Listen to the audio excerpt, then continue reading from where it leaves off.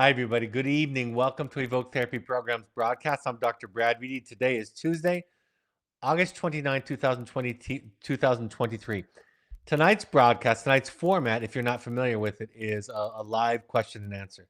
So current families, alumni families are welcome to attend. You can also share these with your close family and friends if you want to, with the siblings, if you want to help people understand your process, what you're going through in your life, what your children are going through in their life.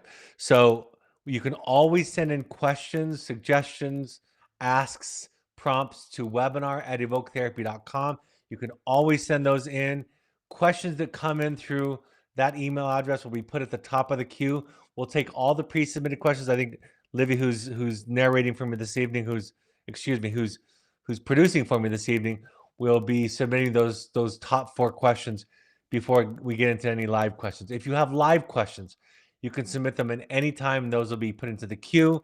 If you have questions from a sibling or from a family member, or you've been asked questions from a sibling or a family member, and you want to see how I might address or answer the question, then you can pass those on to me. And be sure to tell me the age of the person asking the question if you're not a parent. That really helps me out so I can make sure to speak to the audience. Before we get into that content, I just want to make the announcement again that we have our next iteration of the Conscious Parenting Seminar on September 29th, 2023. It goes from 9:30 a.m. in the morning to 4:30 p.m. in the afternoon. That's Mountain Time Zone. We take an hour for lunch. We keep the group to a certain size so that it can be more interactive and not just me lecturing and teaching like these podcasts. So I'll have some education. We'll have some case examples from you who bring that to the discussion, and then we'll have some breakouts where you can talk amongst yourselves and get some feedback and perspective from other parents. Then bring that back to the larger group later on. It's $400 per person, $700 if you share a screen. We want to make sure that the numbers of faces are limited, so those shared screens still count for us as somebody who's participating, who's interacting. So check it out. Email intensives@evoketherapy.com for more information on that. With that, let me get into the pre-submitted questions for this evening. And the first one reads this.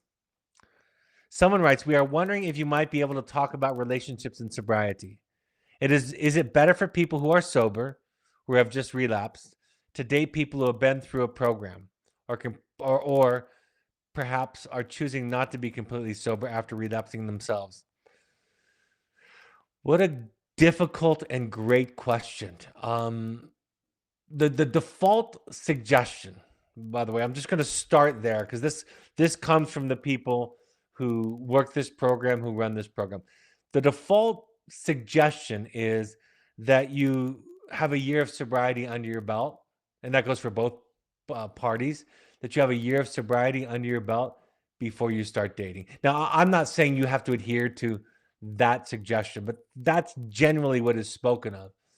It takes a little while to not just begin and maintain some abstinence from the substance or the process addiction, but to have the lessons, the ideas soak into you, become a part of you. And so they want some time under your belt.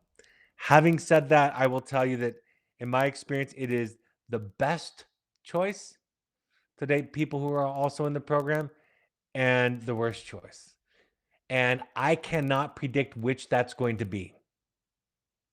I've seen it. I've seen it yield from couples that I've worked with over the years to be the richest and most satisfying experience, and I've also seen it for people typically that are newer in recovery, seen it pull them off their center, unground them, trigger their own relapse.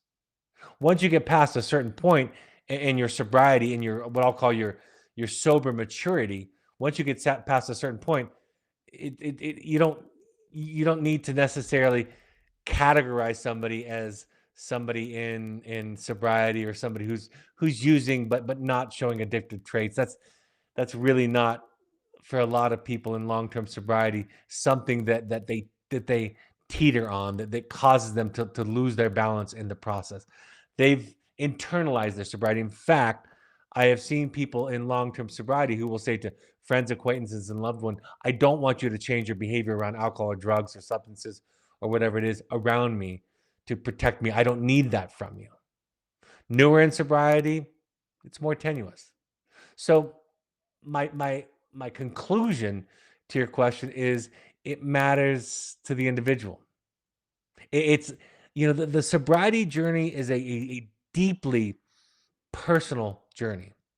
If you're asking for it on behalf of a child or a loved one of yours, that suggests to me that you're starting to become interested in things that are not your purview, right? They would say in the program, they would say it more bluntly. They would say, it's none of your business, is how they would say it in the program, right? What somebody else's sobriety, somebody else's program is none of your business. You focus on your side of the street. You focus on what you can do. That's the program answer, and I like it, but it's a little bit more blunt than I like to speak to or speak with. I would just say, for the individual considering this, be mindful. Talk to a sponsor. Work your program, no matter how or what you decide around this, and figure it out for yourself. Figure it out for yourself. But I've seen it go both ways, and I can't predict it. And I understand the advice. I remember one time I was working with a client several years ago, and he was more than a year sober. He was a couple of years sober. And at one point, his sponsor said to him while he was starting to date, and he was having normal dating issues. And his sponsor said to him, um, I think your picker is broken. Like your ability to pick healthy people isn't quite healed yet, and it's still broken. And this client brought it to me, and I said to him, I don't know how to fix a picker except for using it, trying to pick people and seeing how it works out. And I'm here for you with that. Like I'm here for you with your successes and with your consternation and with your stress. So again, it's a perspective of you've got to kind of find your own personal journey. Sobriety is an inside job. It's a personal thing and nobody else can manage it. Asking and enlisting a sponsor in your life is somebody that you're asking as your accountability partner and to train you and to give you some structure and some strong direction and feedback. That's a voluntary thing that people choose. But outside of that, really nobody else's sobriety is yours, and your sobriety is nobody else's, aside from those exceptions that I've listed. So very difficult personal question and a great one because of that to ask. So thank you. Somebody writes, please clarify how Evoke responds to adverse weather conditions while out in the wilderness. There are state regulations, first of all, for heat and for cold. And we purposefully go above and beyond all of those restrictions. We helped and contributed to the writing of the restrictions 20 years ago as a new wilderness program trying to improve safety and safety standards in the wilderness. And when they were instituted, we have taken the position that we're going to first of all exceed all of the safety precautions when it comes to weather. In the wintertime, we have wall tents that students can go to, clients can go to, groups can go to in adverse weather conditions. We have those available to protect them from the weather if need be. We have, of course, all of the latest gear. In the summertime, when it's hot, we don't hike during certain temperatures. We don't hike during the middle of the day. The hikes are done in the morning and in the evening. So, as always, and then there's more than one broadcast on this, safety's first, and we exceed them. We assume that if children are complaining, clients are complaining about health and discomfort and pain and any kind of difficulty, we take them at their word. This is not a time that we're going to assess somebody for manipulating and then make a mistake to under respond to complaints. So we're very, very conservative about it. But let me be clear. In fact, there's a great book about this that I did a podcast on a few months back called The Comfort Crisis. I would recommend it. It was a fascinating and interesting read by Michael Easter. I'd recommend it to anybody who's curious about this. But wilderness therapy is hard. The summer's hard. The winter's hard. The spring is hard. And the fall is hard for different reasons. Each season has its scourge, if you will, is what I like to say. It can be cold in the winter. It can be wet and rainy in the fall.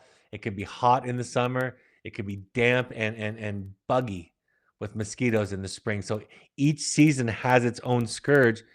And it's not that the work gets done in spite of those challenges, But in essence, the work gets done because of those challenges, because they start to represent, and I have this experience as a client.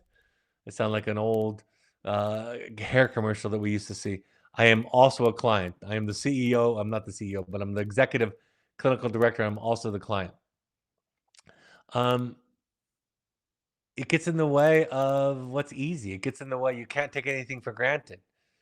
Um, you have to work for everything. You have to work in the wintertime to make sure that there's no frostbite. In the summertime, you have to work that there's no dehydration and that they're not getting sunburned. And then you have to watch for mosquitoes. And so everything is an effort, is a labor. Everything moves slower. And those external challenges become the teachers.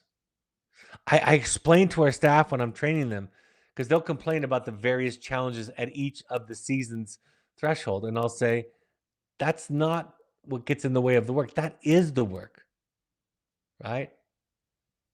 The trigger is not in the way, the trigger is the way. That which blocks your progress is not a detour, that is the work. So use those physical challenges that are outside of their control as a metaphor and a microcosm for the infinite numbers of things that are outside of their control when they're not here, like how family talk to them, how family treat them, how peers talk and treat to them, how the culture treats them, death, disease, learning disabilities, all the things in our lives that we don't have control over, and how do we respond to them. So I want to make it clear that our response is physically, logistically solid, and supersedes all the expectations of our regular state licensing that come out for regular and unplanned visits, I want to say. And we are licensed, in all the programs in Utah are licensed and overseen very effectively. But we supersede all of their expectations physically. But when it gets to the emotional side, it's tough out there. When I went there as a father, I was annoyed and frustrated with the weather when I was visiting my son, much more so than when I was a therapist out there, because I had an idea, an agenda, I had an attachment to things, and the weather wasn't cooperating. And it came to me, of course, rather quickly during my visit, that this was the test. This was the therapy, because I'm so used to being in control of everything. And I think a lot of us can relate to that. So thanks for the question. Somebody writes, my daughter has been at Evoke for 5 weeks, and my wife and I will be visiting mid-September. We found out that one of her friends committed suicide 2 weeks ago, 2 days before school started. Our daughter wasn't best friends with this girl, but she was at our house a few days before our daughter left for Evoke. What is your suggestion on how to handle this news? Do we wait until she leaves Evoke? My concern is that if she finds out online before we tell her, or do we tell her while she's still at Evoke, where she has the support that we don't have at home? The latter. Tell her as soon as is logistically possible. Only one exception would I give to that. If after discussing it with the therapist says she's in too fragile of a state to deal with it, I would always defer to the therapist that's working with your child. But again, in general, my default is, and I've talked to parents about this over the years so many times, give them the hard news while they're with us as early as possible. The only exception being if the child is in a really, really fragile state. But there's never going to be a time in your child's life where they have more support to deal with difficult news. So defer to the therapist first and foremost that you're working with, that your daughter's working with. But the general answer is sooner rather than later. Give her more time to deal with it. Waiting until you have less support, less infrastructure, less of a clinical backstop or safety net is not advised in this general sense. It's difficult, and I'm very, very sorry for everybody concerned, but this is the time for her to deal with difficult, painful things outside of her control and to grapple with it. Thank you. And again, I'm sorry. Next question reads, within the context of parenting, could you define, compare, and contrast the concepts of guilt, shame, regret, and a humbled I'm sorry? Let me see if I can do this well. Well, guilt and shame, first of all, I want to start there because I think those get distinguished. The way that popular psychology distinguishes between shame and guilt, and I don't, but I do, but it doesn't matter. Guilt is feeling bad for what you do, and shame is feeling bad for who you are. Right? Obviously, shame is a deeper, more visceral experience of wanting to shrink and to hide and to remove yourself and to just cover yourself up. Right? Get small. It's a very regressive, primal experience. Guilt is it can be obsessive, can also be debilitating, um, can be something that blocks our progress and our growth. It could be something that wakes us up to recognizing that we're not living in integrity.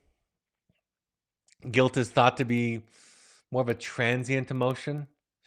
The problem that I see mostly talking about guilt and shame is a lot of people will talk about healthy guilt.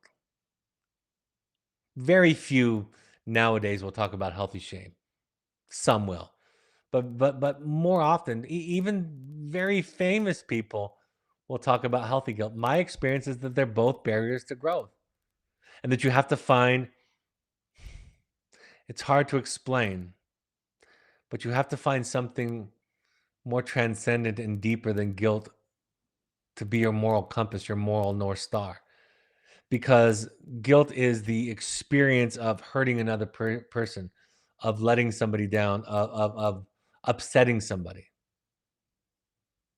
And what we know about human behavior and human relationships, to grow, to be an authentic person, to be honest, to practice good self care, even I would suggest strongly to demonstrate greater love, we have to do battle with guilt.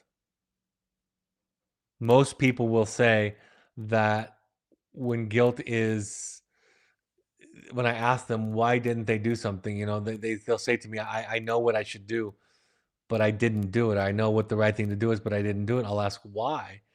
Inevitably, the answer is guilt. Guilt causes us to resort to denial. Guilt causes us not to be honest and accountable. Guilt is an ego thing, right? Like I'm bad for. I had some health concerns over the past 2 weeks. I'm okay. I'm okay, but I had some health blips the last couple of weeks, and it took all the courage that I could muster to say no, to drop balls. I'm still doing it, to to fail because I was feeling guilty. And if I don't do those things, it's going to kill me literally. So guilt and shame for me are things that we need to do battle with to become the highest, most loving, most caring, most compassionate version of ourselves. That starts with ourselves, with the relationship that we have with ourselves. So that's guilt and shame. Regret again is, it's hard with regret because I was thinking about this week a couple of different times. If I could erase all of my own mistakes, the problem with that, there are things that I am sad about, that I grieve about. That's the way I like to think about these things, is grief,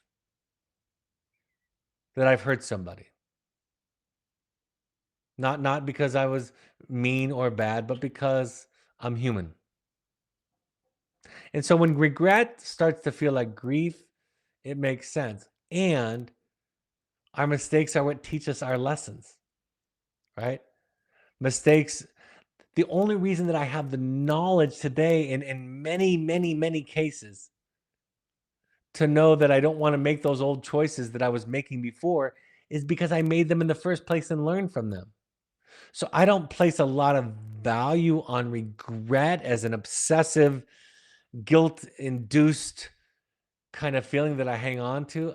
I aspire. That's the word. I aspire to let go and to learn and to be kind to myself. The greatest mystery in all of this is that we don't realize, because of our upbringing, that grace and love are the healing balms to our humanness, to our mistakes. Like I often refer to when Jean Valjean and Les Mis beat up the bishop and took the silver, and after being caught, the bishop gave him the candlesticks, the most expensive parts, and said, "You forgot these." That moment in that story changed Jean Valjean's life and later on his adopted daughter and their family and many, many other people in the story. The lesson that Victor Hugo is showing us is that grace is the thing that heals. And part of us knows that. We know it in the abstract, but in the real moment, we just struggle with it. We struggle with the idea that we're supposed to be good. You want to know, and this is so contrary to virtually everything that we're taught, everything I was taught. Guilt and shame and regret come from this place that the goal of life is to be good. And we're taught that if we get rid of guilt and shame and regret, that we'll just become hedonistic, self-serving, self-indulged, self-focused monsters, essentially. But the philosophers, the psychologists, even I would suspect the prophets know that that's not the way that it works. It's just the opposite to be true. So the defenses that we have, which are just the surface level manifestations of our pathology, of our mental illness, the defense is the defense against being you. And the more you grapple with guilt, when somebody says to you, it's so cool. I wish I could share this internal experience with you. I'll try to right now. When my wife or people in my life today compared to 10 and 15 years ago ask me about something that I did that looks symptomatic or is symptomatic or problematic or unkind or reactive or defensive, I'm better able today because of the work that I've done with guilt and shame to admit that the core fear, sadness, grief, anxiety, hurt, and pain that I'm feeling, and that's at the core of what my behavior was about. And I can be accountable and honest, and I can make an amends and apologize. And you know what else? When I share the core wound that's underneath the symptom, the defense, the people around me tend to regard me with compassion. When I defend myself, when I justify my life, when I defend my behavior, because I'm too threatened to admit where it comes from and to feel where it comes from and to give over and surrender to the other person where it came from. When all of that's in play, I defend myself and the other person gets more and more angry. So that's the work. A humbled I'm sorry asks for nothing in return. You remember humility. I want to be clear about this. Humility is synonymous for confidence. Okay? Humility is rests on confidence. It is a manifestation of confidence. So that's the first and the most important thing to say. The second thing that I'll say about humility, besides that it's synonymous or rests upon confidence, is that it asks in this moment nothing for return. See, my humble apology, my authentic apology, doesn't need you to do anything with it. In fact, sometimes when you apologize to somebody, they get more mad at you. It's because you're opening the door and validating their pain, the hurt, and you're giving them permission to feel the anger that they didn't feel like they could express. So when you apologize, you don't apologize because you should, right? Again, should is the enemy of progress. Should and good are the enemy of enlightenment. They're the enemy of love. They're ego. They're you trying to be good. And if you need to be good, you need to defend yourself when you're bad, right? All of that kind of goes together. So humility is the opposite. Humility is saying, here's what I did. I have enough love. I've taken care of myself. I feel good enough about myself that I can offer you this gift. In family scientific terms, that's a real thing, family science. In family science, we learn, in family systems theory, we learn that a gift in relationship is something that is not a contract, that doesn't come with strings attached. If you want to take my gift and set it in the garbage, that's okay. I'm not doing it to get something back. I'm not doing it most importantly, I'm not apologizing to be forgiven. That's maybe the thing to look for most. If your apology is geared toward, intended to be forgiven, when you say to people, I hope you forgive me, will you forgive me? You're starting to take care of yourself, right? It's your ego. I told you this story last week about my daughter whose friend accidentally jammed my daughter's finger and broke her nail back. And it hurt like, if you've ever had that happen, it hurt like the dickens. And my daughter was tearing up and in pain. And the friend kept apologizing over and over and over again.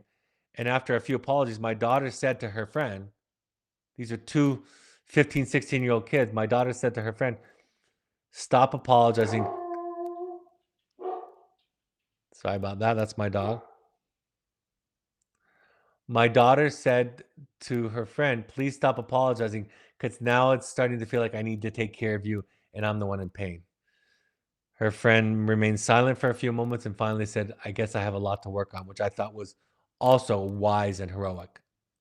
But my daughter understands the difference between apologizing as a gift and apologizing to be forgiven. The first one is love, the second one is ego, simply put. Long answer to a very simple question. Somebody writes, my daughter is just in week 2 of the wilderness program. I'm overthinking everything right now. That looks like wanting to know what is next, what next should be to go to another program or to another school that will support her growth she's experiencing now. I feed my anxiety with information. I feed my control monkey with information.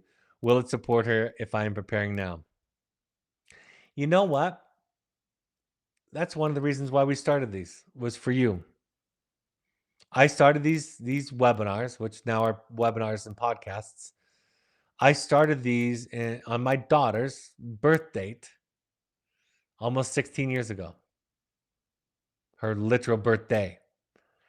And part of it was for the people that I used to say it when I ended it. I used to say, I hope this is, I do still do say that. I hope this is a helpful point of contact. That's one of the things I say. You'll notice tonight. I'll say that at the end. Um, because I want to give you something to do. Sometimes I wish I could freeze parents. I heard one therapist say he had money in the bank with this client, but I thought it was a clever, funny thing to say. He suggested to a client at one point that she adopt a diabetic cat. And the humor and the point was fill yourself up with time. Yes, yes, you're an overthinker. Yes, you have trauma responses that are fed by information. I don't think you're going to hurt your daughter, and I don't think it's going to be a lot of help for her right now. I think I think this is a live question tonight. I think the fact that you're here tonight is great, and it's going to be a process. It's going to be a process. It's going to unfold. There are things that you're going to know in 2 and 3 weeks. There are things you're going to feel.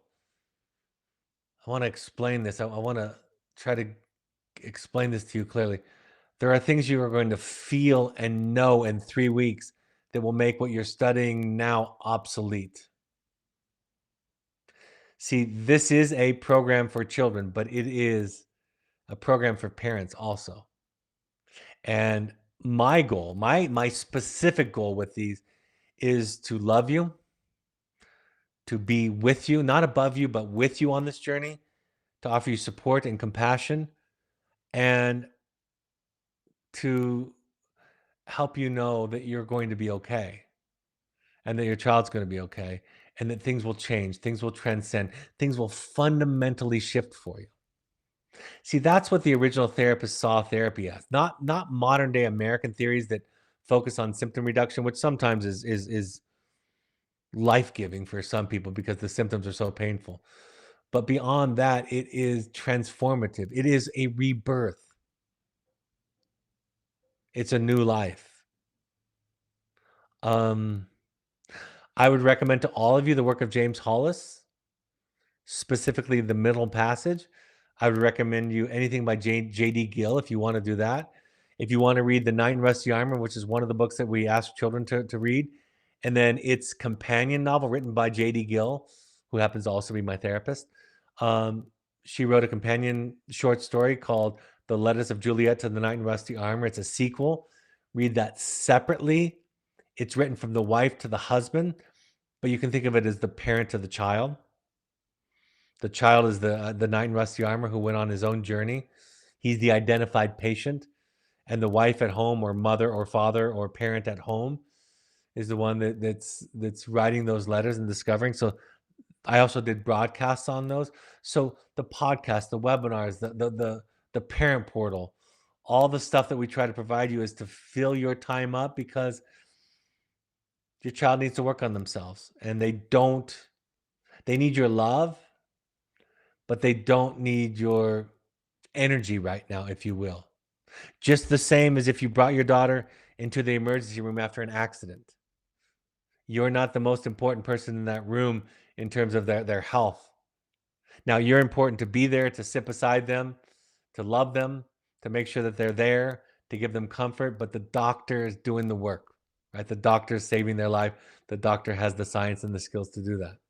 And sometimes they don't even let you, if it's traumatic enough, they don't even let you stay in the room during it, because your anxiety, which gets confused and conflated with love for most parents, will get in the way of the procedures. So sometimes there need to be some stability. So it's okay. The distance it's good. It's natural. It's what needs to happen for everybody to heal. And I could go on and tell you more and more stories about that in my personal life and with clients. So, are there any more questions, Olivia, or is that it for now?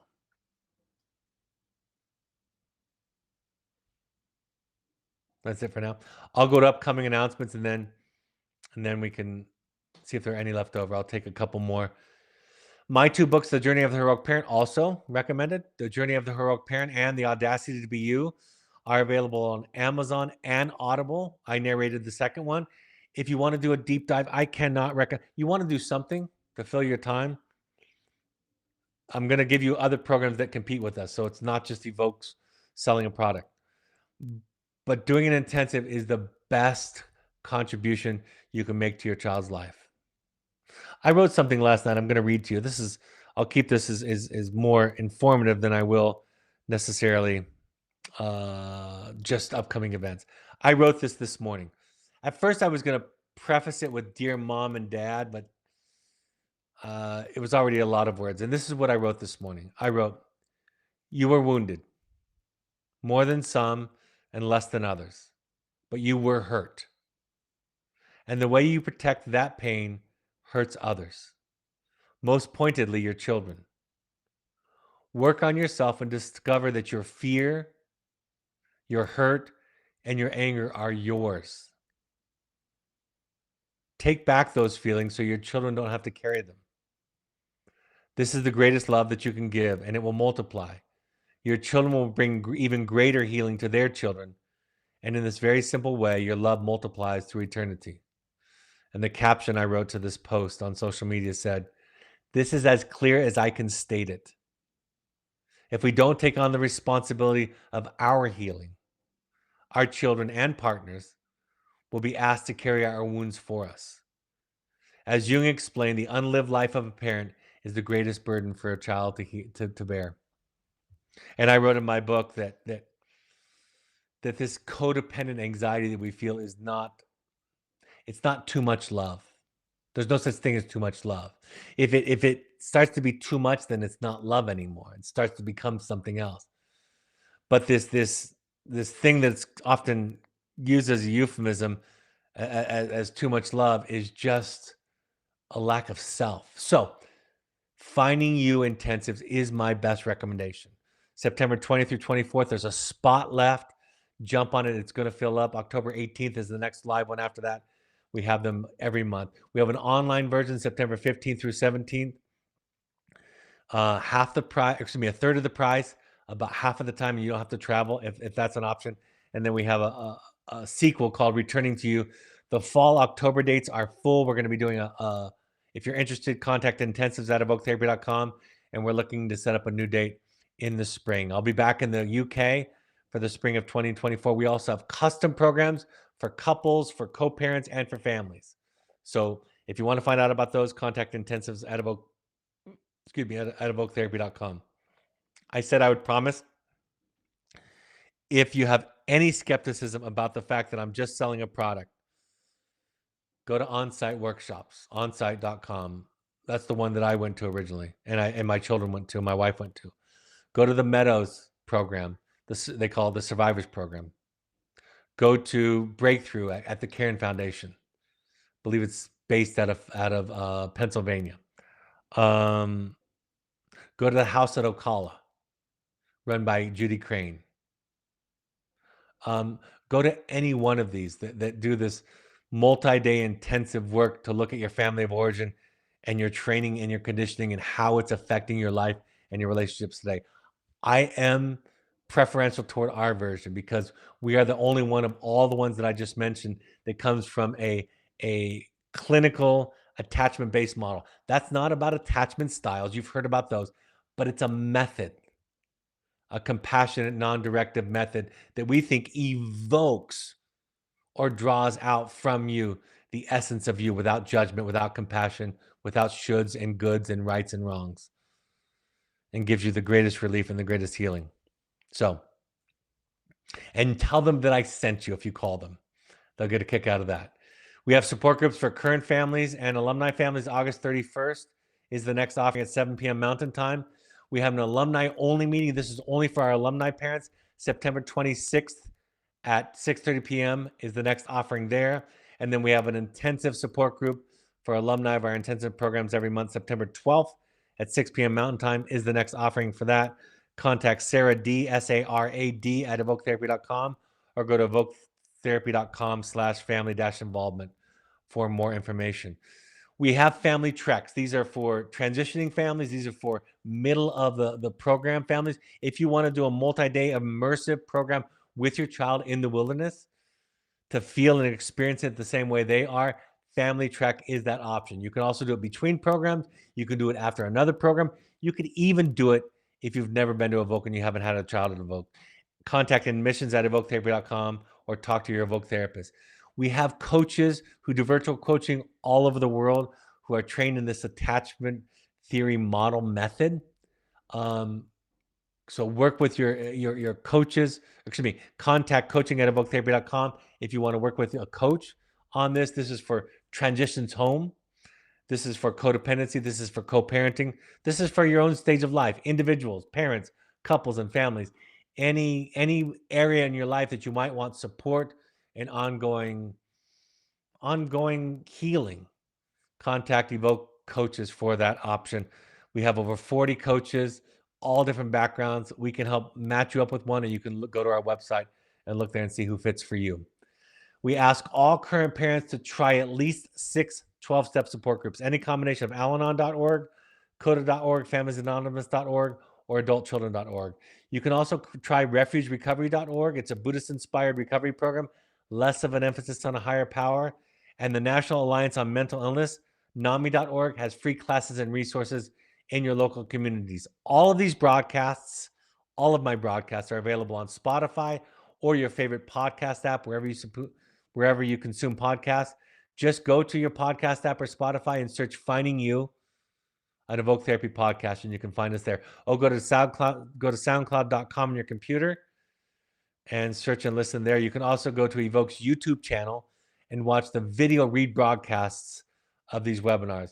You can find Evoke and me, Dr. Brad Reedy, on Twitter, Threads, and Instagram using the handle @EvokeTherapy and @DrBradReedy. You can go to Evoke Intensives. You can find Evoke Intensives on Instagram using the handle @EvokeTherapy Intensives. And on Facebook, you can find us by searching Evoke Therapy Programs or Evoke Therapy Intensives. And then, of course, our blog has wonderful content each week. If you want to give back, to donate to people, tax deductible to people who can't afford therapy and treatment, ChooseMentalHealth.org, Sky'sTheLimitFund.org, and EvokeFamilyFoundation.org are the 3 groups that we work with that we match their donations when they help pay for programming. You can earmark your donation, your tax deductible donation, for a specific population that's near and dear to your heart or for a specific program. Also, if you need help, you can reach out to those programs. My next broadcast will be August 31st at 6 p.m. Mountain Time. I cannot wait for this. Will my child forgive me? Dealing with our child's anger. I believe that this is one of the secret ingredients in this entire process. Will my child forgive me? Learning how to deal with your child's anger. I believe that it has ramifications not just during our program, but for the years after this program. So I'm as passionate about this subject as any. That's August 31st, 6 p.m. Mountain Time. That's about 48 hours from now. All right, looks like a question has come in. Somebody writes, our daughter is in group 4 or 5. We have not been seeing photos or journals other than a handful early in her time there. She is on week 5. What should we expect in terms of group journals and photos? I don't know exactly. That's a question probably for your therapist. I don't know if the group is under functioning. I don't know if she's opting out and not wanting. I don't know if she's punishing you. I don't know if she's introverted and feels awkward or shy about. I don't know what it is. I would expect more than what you're alluding to has come. And if not, I as a therapist and I as a parent would be curious why I'm not seeing what the standard might be in these areas. So I would ask the therapist, and their explanation is what I would go by. But that's a little bit less than I would expect. My son didn't write me for 5 weeks after the first letter, and he refused photos. And um, it was a combination of the factors that I just listed. And I've had some students who refuse to engage with their parents in any way, and we've had to work through that. I've even had the parents write letters to other people in the group. Yeah, all kinds of creative ideas that you can do. But you're getting a little from your description, you're getting less than I would expect. I would be curious and I would ask the therapist for their interpretation.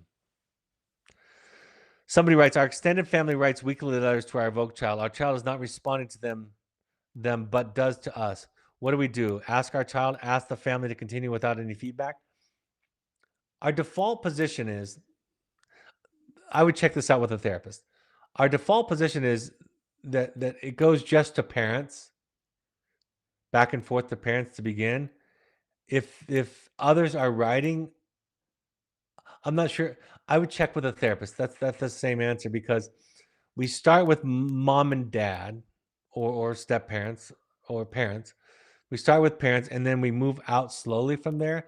Those other letters, while they might feel conversational and social, they're not the focus. So I would talk to the therapist about those letters, and if it's time, because it can be time. In fact, sometimes they can get to the point in the program where children write friends, their friends, and girlfriends, boyfriends, right? We want to expand as much as we can within the time, but we start narrow.